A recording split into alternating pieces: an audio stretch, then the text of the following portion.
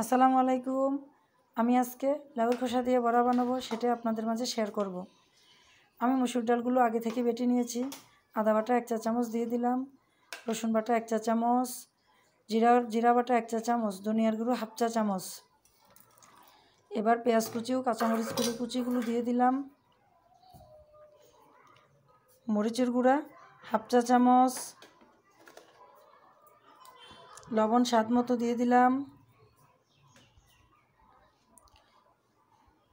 হলুদের গুঁড়া 1/2 চা চামচ,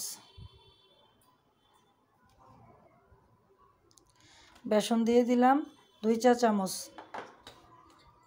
এবার লাউয়ের খোসাগুলো দিয়ে দিব। আপনারা যদি কচি লাউ আনে ওই লাউয়ের খোসাগুলো ফেলবেন না, ভাজি করেও খেতে পারেন, এভাবে মসুর ডাল মিশিয়ে একসঙ্গে বড়া বানিয়েও খেতে পারেন। একবার খেয়ে দেখবেন, অনেক স্বাদ। আমি সব সময় বানাই, আমি ফালাই না। আমার এগুলো মাখা হয়ে গেছে।